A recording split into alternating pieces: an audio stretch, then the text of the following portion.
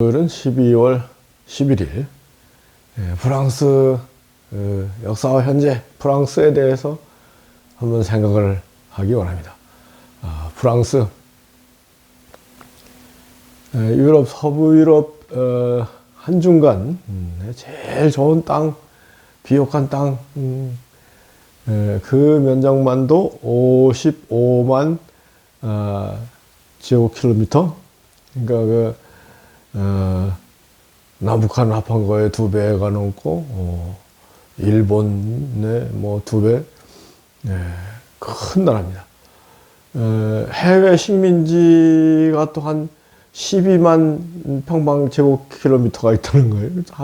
전부 합하면 67만 어마어마한 면적이 되는데, 프랑스가 그만큼 지금도 해외 식민지가 많지만은 제국주의 시대, 열강 시대에 영국 다음으로 해가 지지 않는 나라라고 할 정도로 해외 식민지가 전 세계 면적의 육지 면적의 8%까지 됐다든가요.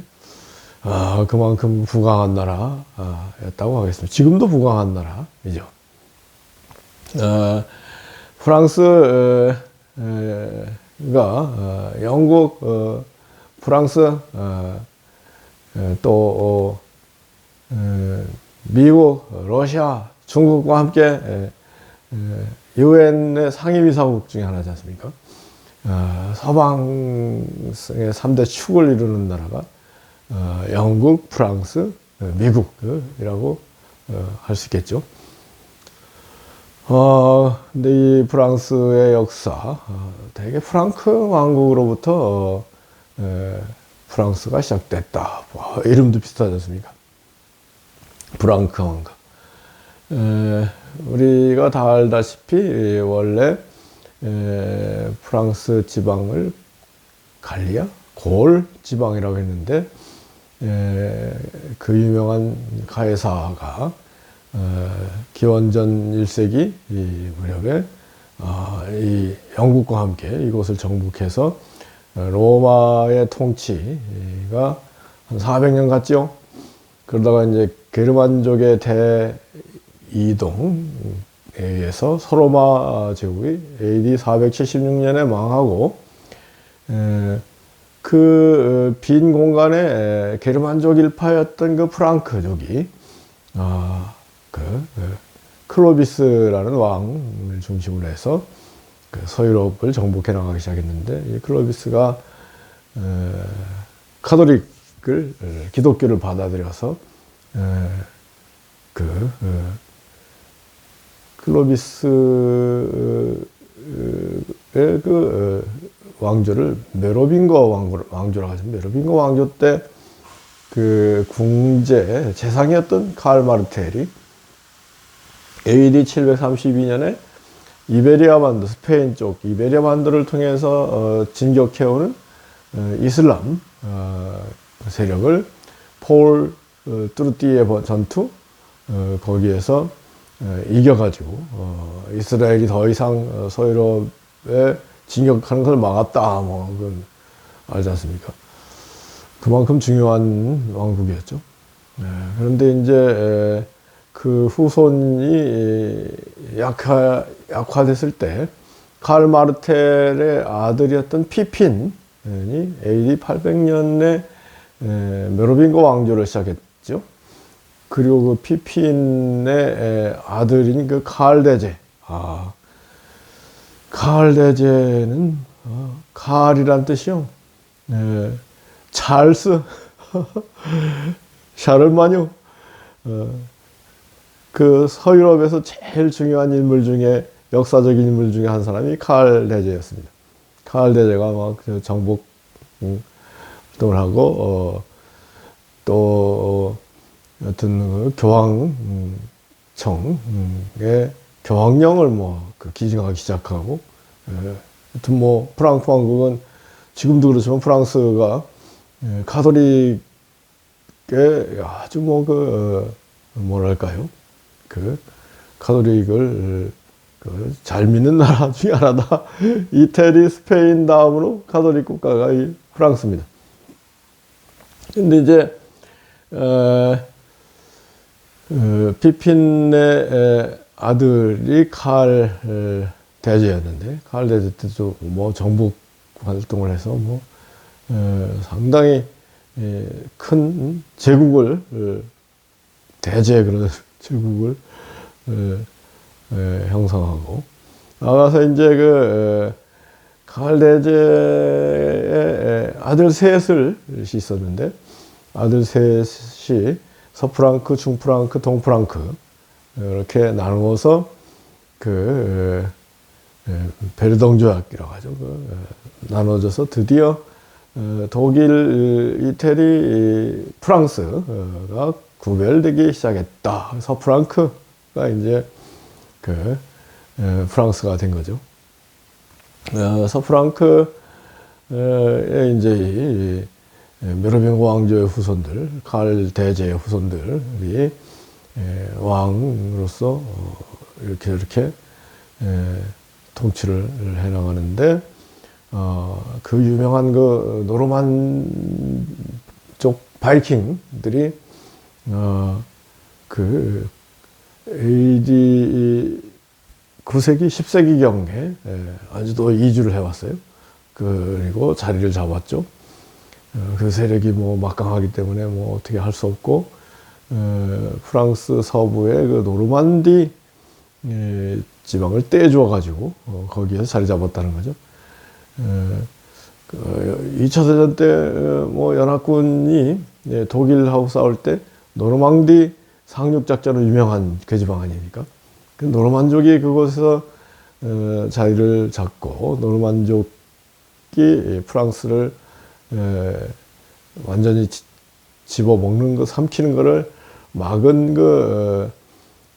가문, 제후가 위그 카페 가문이었다는 거죠.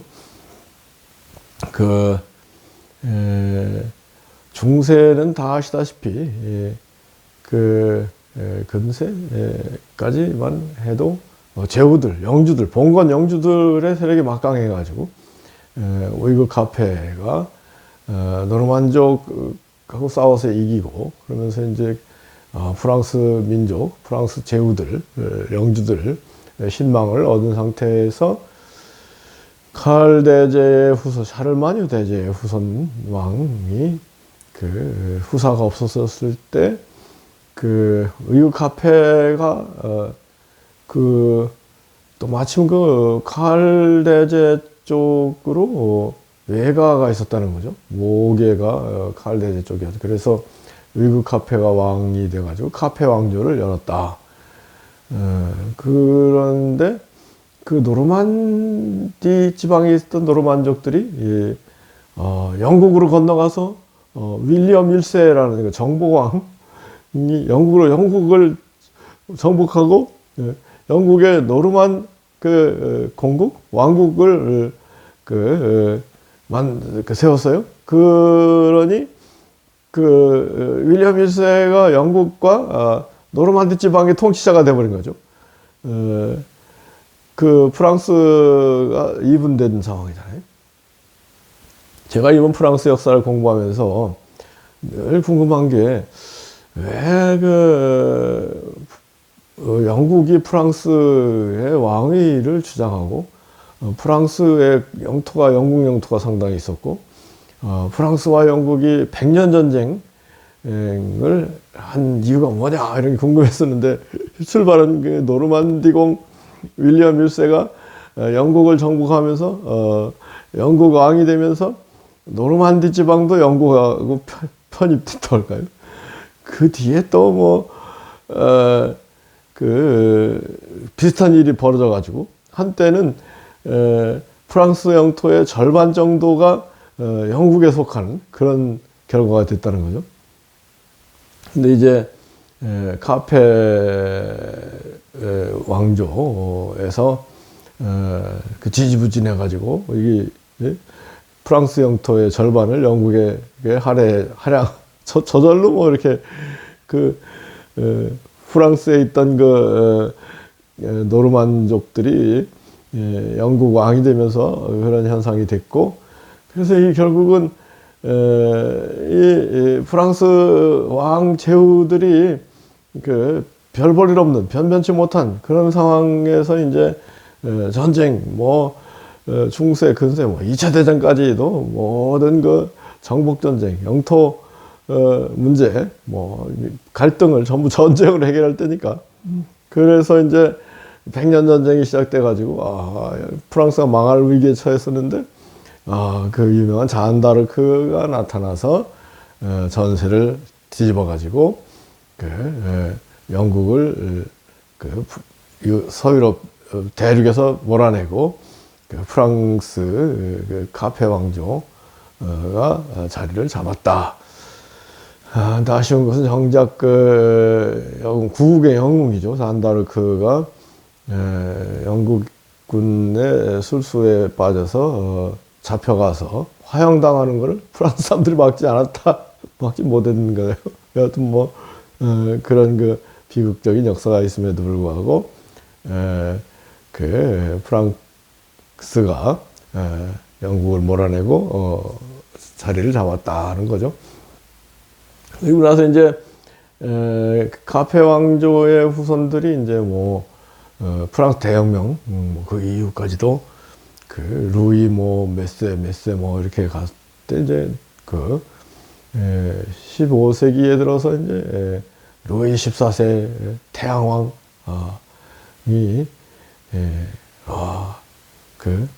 절대 왕정을 수립하고 제후들을 다 제압하고 그런 브로마 왕조가 이제 강력한 왕국이 됐잖아요. 그때 루이 14세가 4살 때 왕이 돼가지고 뭐 90살까지 왕을 했다는 거니까 80년 넘게 뭐 최장수 왕, 가장 오래 재위한 왕이 또 루이 14세다. 그런 얘기는 그때만 해도 의학이 발달되지 않아가지고 루이 14세가 30세 때 이빨을 다 뺐다는 거죠. 그때만 해도 이 치아가 썩으면은 그 치료법이 빼는 치아를 빼버리는 방법밖에 없어가지고 그래서 맨날 죽만 먹고 그래서 장수했는가요? 그래서 그때 구강제 치약 이런 것도 변변치 못해가지고 루이 14세 근처가 막 썩은 데가 진동했다는 거예요. 그 대신들이 막 코를 막고 대화를 했다든가요. 그런데 이제 루이 14세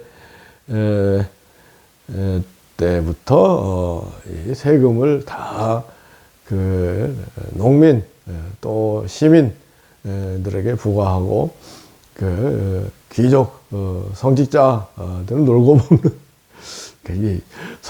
카톨릭 성직자들이 이렇게 너무 편하고 부귀영화를 누리는 그런 시스템이 된 이유가 결국은 제가 신성로마제국에 대해서 설명할 때 말씀드렸습니다만 이 제후들 영주들을 제압한다고 할까요?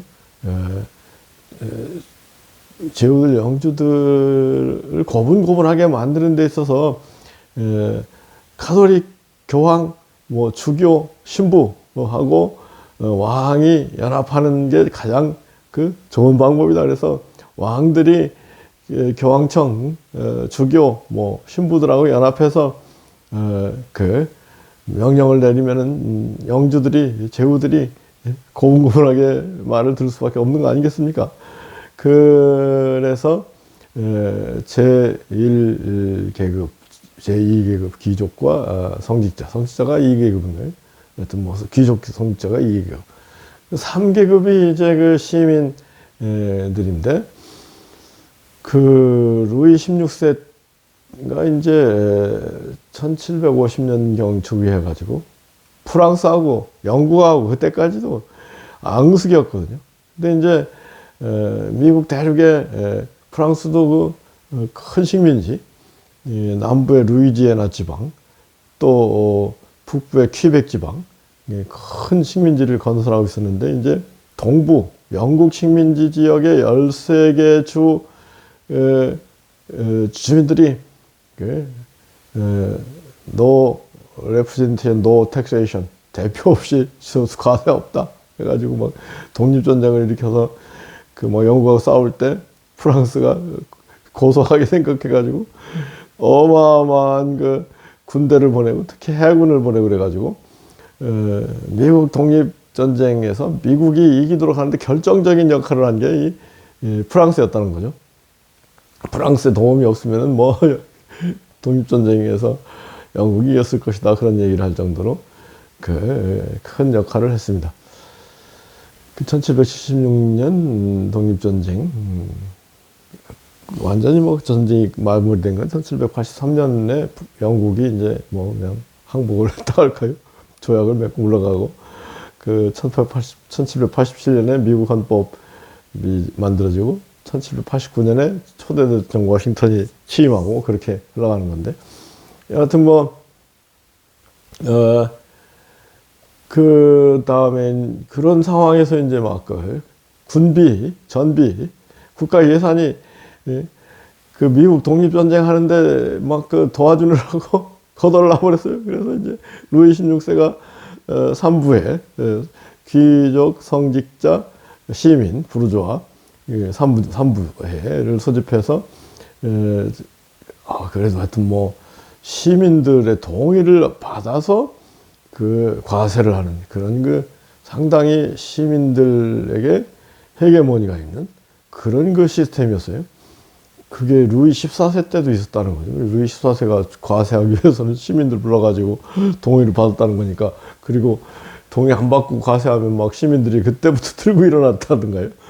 그러니까 이 간헐적으로 왕정에 대해서 시민들이 그 항의하는 그런 그 상황에서 1789년 그때 이제 3부회가 소집돼서 세금을 더 얻으려고 하니까 이제 3부회 귀족, 성직자, 시민 3부회 거기에서 이제 뭐 세금 거두는 거에 대해서 동의하는 1부, 2부에 동의하면 3부가 반대해도 통과되는 그런 시스템이니까 시민들이 야 이거 말도 안 된다. 돈 내고 세금 궁극적으로 내고 또 수도 귀족, 왕족 뭐 성직자는 얼마 안 되는데 우리 시민이 대다수인데 그렇게 결정하면 안 된다. 그러면서 이제 프랑스 혁명이 시작돼 가지고 왕정이 뒤집어지고 자코뱅당인가요? 지롱두당 뭐 자코뱅당 뭐 생기고 로베스피에르 중심으로 혁명 세력이 제1공화정 왕을 루이 14세하고 왕비 마리 앙투아넷을 단두대에서 목을 잘라버리고 그 로베스피에르가 공화정을 했죠. 그러면서 막 그 전 유럽이 대프랑스 동맹을 맺어가지고 이야 이거 그때만 해도 전부 전 유럽을 왕들이 통치하던 시대인데 프랑스에서 왕의 목을 자르고 그 공화정을 시작했다 그러니까 야 저 그냥 놔뒀다가는 온 유럽이 적골되는 거 아니야 해가지고 막 그 동맹을 맺어가지고 막 프랑스를 쳐들어올 때 프랑스 사람들이 막 용기 백배 해가지고 그 전쟁을 그러니까 전 유럽을 상대로 해서 프랑스 사람들이 막아낸 거예요. 대단하죠. 그런데 막 통치 공화정의 집정관이랄까요? 그 우두머리들 간에 막 다툼이 일어나서 뭐 로베스피에르, 마라, 당통 뭐 세 사람이 삼두 정치를 하다가 마라가 로베스피에르를 죽이고 당통이 마라를 죽이고 막 혼란하게 짝이 없는 상태에서 막 적들이 막 유럽의 전 유럽의 군대 쳐들어오는 상황에서 영웅이 나타났어. 이게 나폴레옹은 코르시카 프랑스 남부 이태리 근처에 있는 섬 출신인데 이 나폴레옹이 10살 때 파리로 와서 육군사관학교를 다니면서 뭐 코르시카 촌놈 소리 듣고 키도 작고 멸시천대를 받는 상황에서 공부를 열심히 해가지고 그 포병 장교가 돼서 이제 완전히 폭탄 포병 시대가 온 거예요. 그래가지고 이 수학도 잘하고 그러니까 나폴레옹이 전쟁을 한 것만 다 승리하고 이집트까지 가가지고 이집트도 한번 혼내주고 돌아오고 구국의 영웅이 돼서 그래서 이제 나폴레옹 동생도 또 하여튼 프랑스 의회 의원이었는데 이렇게 해가지고 집정관이 되고 나가서 1804년인가 스스로 황제가 돼서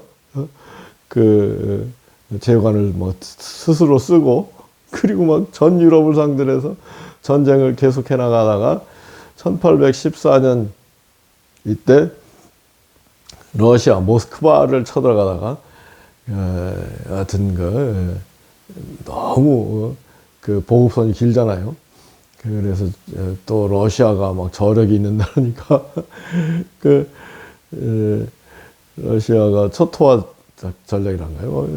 프랑스 군대가 오는 거 다 스스로 초토화 시키고 도망가 버리니까 프랑스 군대 가보니까 모스크바까지 점령을 했지만은 아무것도 없는 거 먹을 것도 없고 그래서 그런 와중에 겨울이 닥쳐와서 50만 명이 갔다가 3만 명만 돌아왔다든가요. 그러니까 완전히 거기서 나폴레옹이 몰락한 거죠. 나가서 결정적으로 워털루 전투에서 패배해가지고 귀양 갔다가 귀양 간 데서 다시 또 100일 천하를 했지만은 결국은 또 망하고 나폴레옹이 세인트 헬레나라는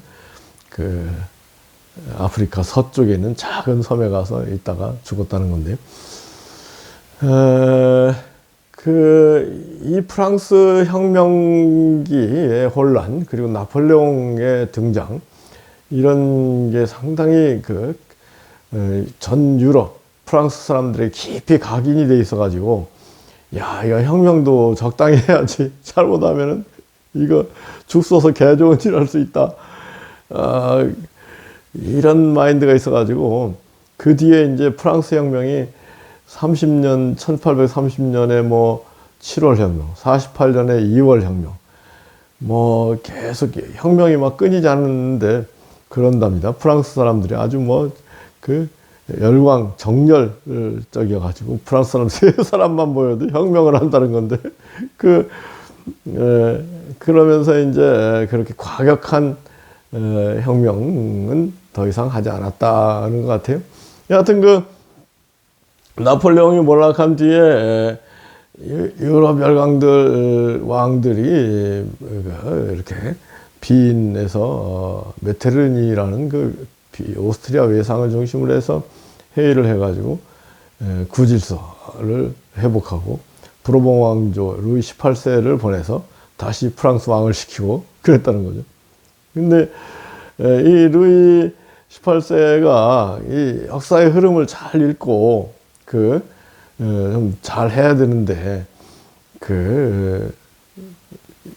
말년에 가서 나폴레옹 세력을 그야말로 하긴 자기 할아버지 루이 16세 할머니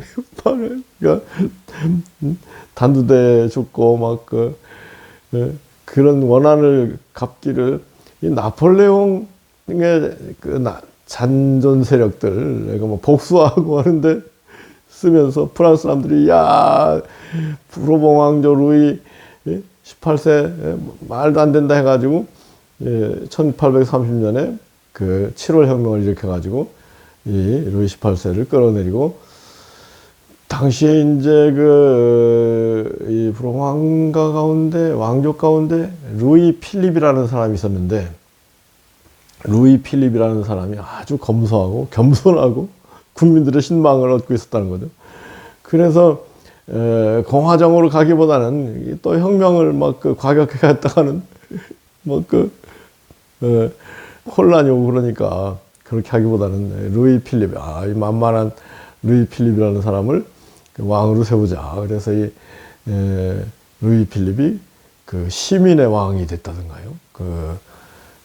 그리고 아주 검소하게 그 통치를 상당히 잘했는데 세월이 갈수록 루이 필립도 루이 18세 모양 막 보수화되고 시민들을 억압하고 막 세금을 막 함부로 거두고 그러다가 이제 이 1848년에 2월 혁명이 또 한번 팡 터져가지고 루이 필립을 끌어내리고 그때 이제 이 공화정, 프랑스 제2공화정이 섰다는 거죠. 그러니까 제1공화정은 대혁명 때 자코뱅당, 로베스피에르 이런 사람이 제1공화정이고 제2공화정은 48년 2월 혁명 때 루이 필립을 끌어내리고 세운 공화정이 그 제2공화정이었습니다. 이 제2공화정의 그 대통령이 된 사람이 나폴레옹의 조카였던 그 나폴레옹 3세가 이제 그 대통령을 4년 동안 하다 보니까 막 인기가 막 높아지니까 또 슬그머니 그 황제를 해서 제2제정, 부르봉 왕이랑 다 왕정인데 나폴레옹 1세가 제1제정, 나폴레옹 3세가 제2제정을 해가지고 한 52년부터 70년까지 20년 가까이 정치를 잘했다는 거 인기가 막 그때 이제 막 북아프리카 뭐 모로코 알제리 식민지하고 막 아프리카 중부에 있는 뭐 기니 이런 데 식민지하고 상당히 정치를 잘했다는 거죠. 그런데 이제 한편 독일에서 비스마르크를 중심으로 해서 프러시아가 이제 뭔가 헤게모니 큰 무기 순전히 칼 외에는 대안이 없다 이게 비스마르크 정치 아닙니까? 그래가지고 비스마르크가 막 무력을 준비를 증강하고 있는데 나폴레옹 3세는 그냥 뭐 이렇게 저렇게 약한 뭐 아프리카 뭐 식민지에서 이겼다고 해서 프러시아가 막 칼을 갈고 있는 거를 간과하고 프러시아하고 전쟁을 했잖아요. 그게 이제 보불 전쟁인데 프러시아 전쟁 때 직접 나폴레옹 3세가 군대를 이끌고 갔다가 포로가 돼가지고 완전히 몰락한 거죠. 그래서 나폴레옹 3세가 비스마르크 프러시아한테 자비를 구했는데 자비가 뭐가 있습니까? 그래가지고 결국은 나폴레옹 3세가 영국으로 망명해서 거기서 죽었다는 건데 그러면서 이제 보불 전쟁을 이기고 빌헬름 1세인가요? 가 이제 프랑스 베르사유 궁전에 와가지고 프랑스 독일 제1제국을 세웠죠. 그러면서 50억 프랑을 전쟁 배상금으로 내라 그러니까 프랑스 사람들이 50억 프랑 내기 전까지는 독일 프러시아 군대가 안 간다 그러니까 프랑스 사람들이 막 열심히 돈을 모아가지고 금방 해줬다든가요. 그러니까 이 프랑스가 아주 비옥한 나라고 저력이 있는 거예요. 해외에서 들어오는 돈들이 많고 식민지에서. 그래서 이제 독일이 물러가고 거기에 이제 제3공화정이 서서 1870년부터 1940년 히틀러가 프랑스를 제3공화정을 무너뜨릴 때까지 70년 동안 제3공화정이 의원내각제 근데 대통령도 상당히 권한이 있었던 것 같아요. 그래가지고 잘 굴러갔다는 거죠. 그러다가 이제 1940년에 히틀러가 쳐들어왔을 때 그 프랑스에서 그때도 뭐 이렇게 뭐 독일이 또 쳐들어올 것이다 대비를 1차 대전 때 이제 프랑스가 이겨가지고 그때 또 이제 보불 전쟁에 진 거를 독일에서 원수가 분들하고 막 전쟁 배상금을 막 어마하게 물리고 그래서 이제 히틀러가 일어나고 히틀러가 프랑스 항복하고 프랑스 전체를 사실상 통치했지만 북부에는 프랑스 절반 북부는 직접 통치하고 남부는 허수아비 비시 정권을 세워서 페탕 원수라는 사람이 다스리게 했는데 이 페탕이라는 사람이 1차 대전의 영웅이었고 이 페탕 원수의 부관이랄까요? 부하가 그 유명한 드골이었다는 거죠. 근데 드골은 뭐 콧대가 뭐 드골처럼 자존심이 센 사람은 프랑스에 사람 없었다 할 정도로 야 이거 우리가 독일한테 통치받는 게 말이 되느냐 하고 영국으로 건너가서 레지스탕스 대도 강전을 막 이끌고 그랬다는 거죠. 근데 콧대가 세가지고 윈스턴 처칠도 드골 아이고 저 사람 상당히 싫다. 미국의 루스벨트 프랭클린 대통령도 이거 드골 저거 문제가 많다. 그렇게 했다는 거죠. 근데 이제 노르망디 상륙 작전 뭐 뒤에 이제 뭐 베를린 소련의 베를린 점령해서 히틀러가 망한 뒤에 이제 이 프랑스 임시 통치자로서는 드골만한 사람이 없다. 그래가지고 결국은 드골이 임시 통치자가 돼서 한 2, 3년을 했죠. 45년부터 46년까지 했는데 프랑스에서 선거를 하는데 드골이 사공화국이 이제 1946년 2차 대전 뒤에 성립한 공화국이 사공화국인데 사공화국에 참여하는 거를 드골이 선거에서 졌다든가 하여튼 뭐 그래서 사공화국이 58년까지 한 10년 갔죠. 근데 이제 프랑스 사람들이 얼마나 욕심이 많으냐면은 첫째 이 모로코는 어떻게 독립이 됐는데 프랑스 영향이 좀 약한 식민지였거든요. 모로코는 독립했는데 알제리라는 상당히 북부 아프리카의 큰 땅덩어리 그거에 대한 욕심을 못 놓고 알제리와 프랑스는 영원히 하나다 뭐 이러면서 막 알제리 독립운동하는 전쟁에서 막 어마어마하게 군대를 보내고 막 알제리 사람들을 뭐 수십만 수백만을 죽이고 그랬다는 거죠. 또 유명한 게 베트남, 인도차이나 영국이 이제 뭐 인도를 먹고 뭐 네덜란드가 인도네시아를 먹고 그랬을 때 이제 프랑스는 인도차이나 반도에 베트남 뭐 캄보디아 뭐 이런 데를 먹었거든요.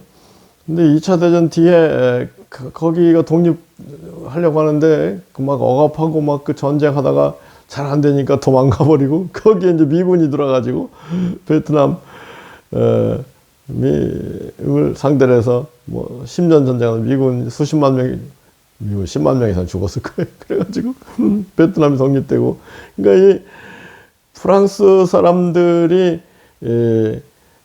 식민지를 가혹하게 다스리고 그러면서 식민 독립시켜줄 때도 무슨 뭐 프랑스 뭐 영연방처럼 프랑스 연방 세력 밑에서 뭐 이렇게 뭐 고분고분하게 잘 말 들을 그럼 독립시켜줘 막 그렇게 됐다는 거예요. 근데 하여튼 뭐 문제는 이제 알제리가 인구도 뭐 3천만에 뭐 땅이 크잖아요.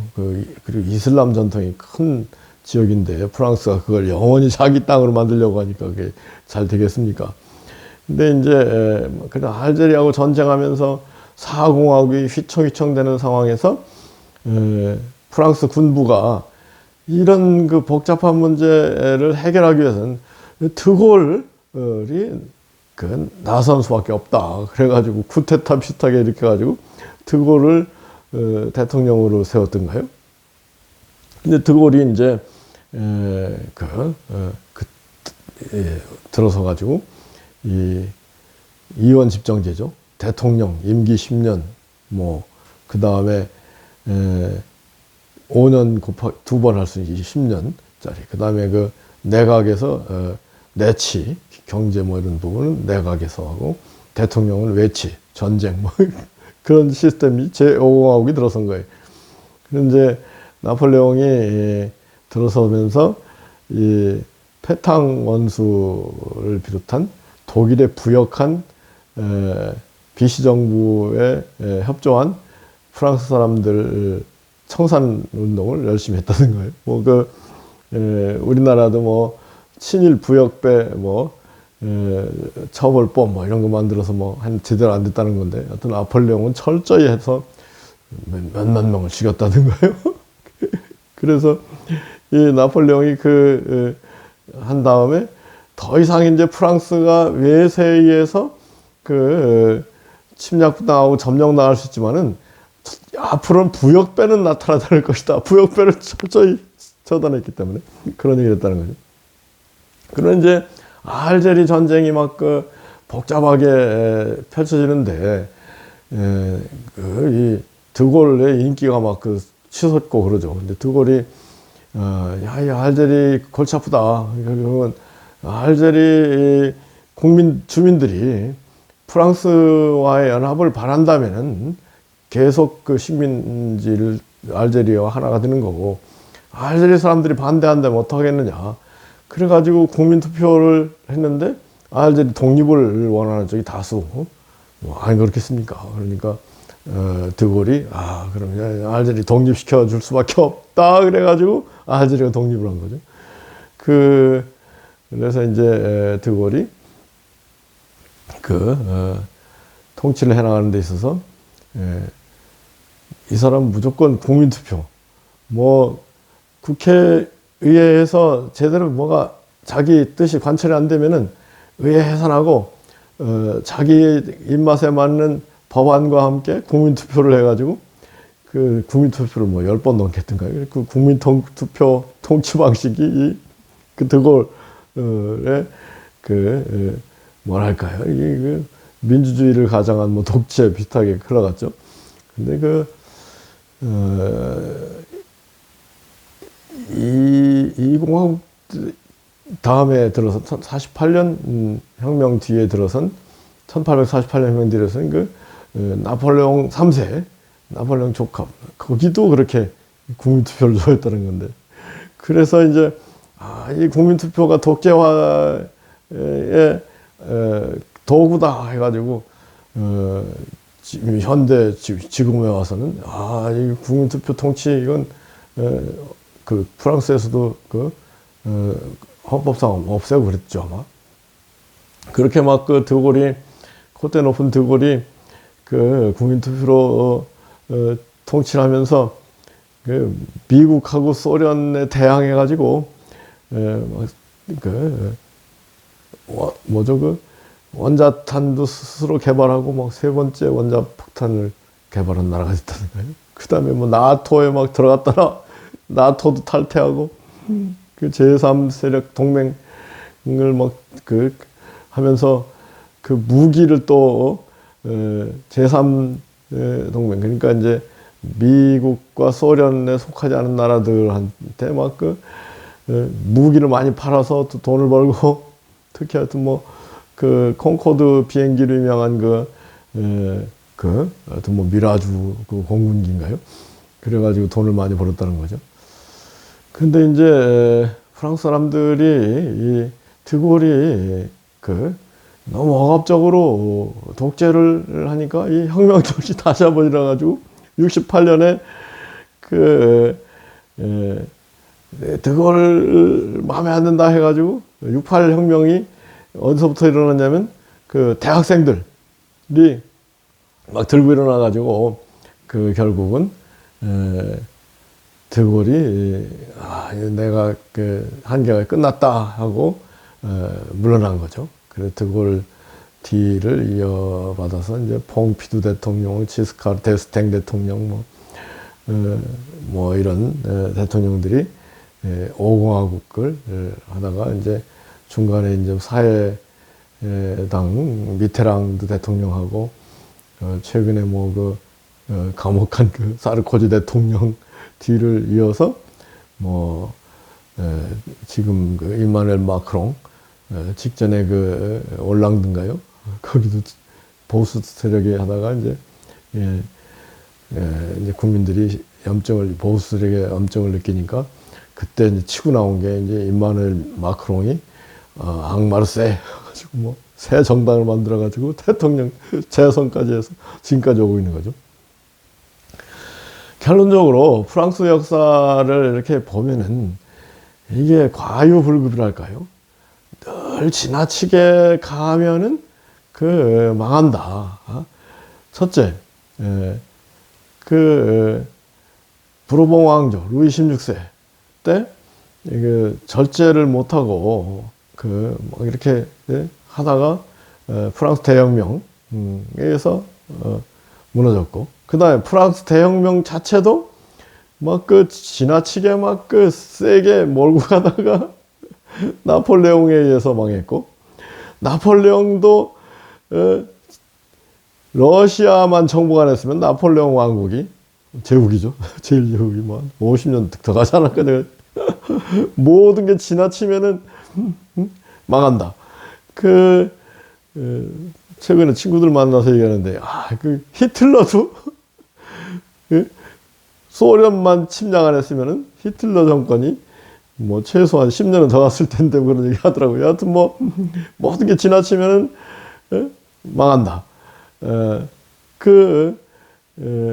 나폴레옹이 망한 뒤에 들어선 새 프로몽 루이 18세도 막 지나치게 막 나폴레옹 잔존 세력들을 막 원수 갚으려고 하다가 망했고, 루이 필립도 처음에는 검소하고 겸손하게 나가서 뭐 상당히 잘하다가 결국은 또 보수화되니까 또 망했고, 48년 혁명. 48년 혁명 뒤에 나폴레옹 조카 나폴레옹 3세가 또 지나치게 하다가 보물전쟁에서 망했고, 그래서 뭐든지 지나치게 하다가는 망하는구나. 드골도 지나치게 독재를 하다가 망하고. 그래서 이 프랑스 사람들이 제일 존경하는 사람은 역시 드골인데, 그래서 뭐 파리 근처에 있는 공항 이름도 드골 공항, 샤를 드골 공항, 뭐 제일 큰 항공모함도 드골 모함, 드골, 프랑스 사람들이 드골을 제일 존경한다는 건데, 그건 이제 소련과 미국을 대항해서 프랑스 자존심을 세워준 사람은 역시 드골이다. 그래서 지금 드골이 그만큼 존경을 받기 때문에 프랑스 통치자들도 여전히 이런 드골의 정신에 따라서 독립적인 길을 가려고 하는 거죠. 대표적인 게 이제 20세기, 21세기인가요?